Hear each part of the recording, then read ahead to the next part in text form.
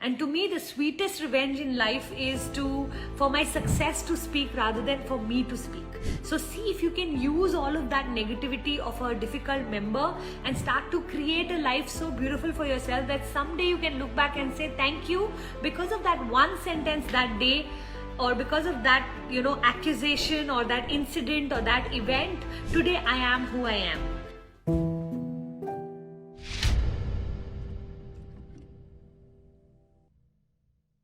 How to get along with a difficult family member. You know what? Firstly, you have to start to look at why they are in your life. And I always believe that they are our disguised angels. There is a part of us that can get extremely lazy if it wasn't for these people triggering us full time. In the process of them triggering us, in the process of them misunderstanding us, in the process of them labeling us, in the process of us having to explain and justify who we are and how we are, what happens is that there comes a time where we go, enough is enough, and we get sick and tired of not being understood, that we start to build our own journey. And to me, the sweetest revenge in life is for my success to speak rather than for me to speak.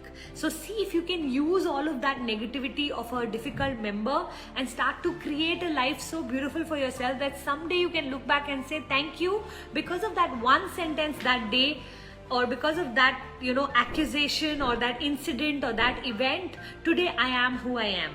I know a lot of events and incidents that happened in my early marriage where I felt so misunderstood. I felt so, that this is not what I meant. This is not what I was trying to say. That I just felt like, okay, if no one understands, let me go out in the world and help them and see where I can go there, because here though it's not working out. And then, the more I did it there, when I came back, I started to feel a certain amount of approval and a certain amount of validation to my personality. But it came after I went and came back. So I'm going to request you to do the same. If you truly want to manage a difficult member, I want you to reduce or remove your interaction with them and start to build such a beautiful future that your energy gets changed. And when your energy gets changed, their energy towards you will get changed. And I've seen my relationships go from very average to simply fabulous with the same person, because I stopped paying attention to their difficult side and I started to pay attention to who I was becoming. And instead of getting angry, I started to just, sympathize, or rather, I won't even say sympathize. I just started to go, everyone has the right to be who they are. Some people could be different from me, but that doesn't mean they are wrong. And you know what, if I don't know how to deal with different, how will they know how to deal with different? We are just different. Chemically, we are different. Biologically, we are different. We are just different.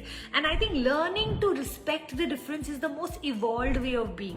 If we can start to go, you may not think alike, we may agree to disagree, but yet I can still respect you. To me, that is one of the highest forms of, Marianne Williamson says this so beautifully, where she says, the highest thought is not that we are unique. The highest thought is that we are actually all the same.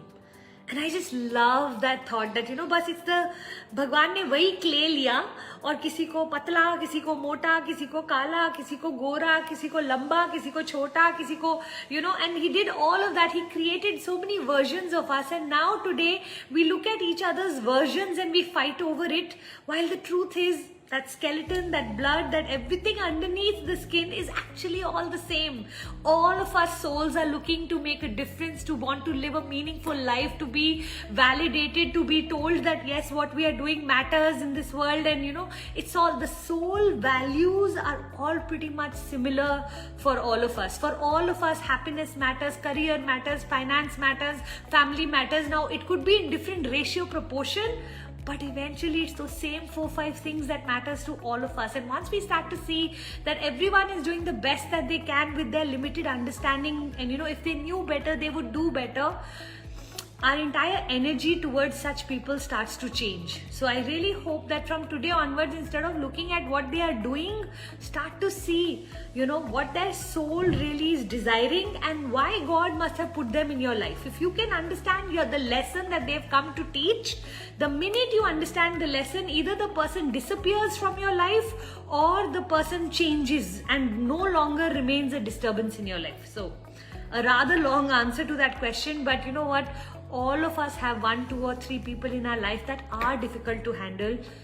really just start to ask yourself why. What is it that you need to learn?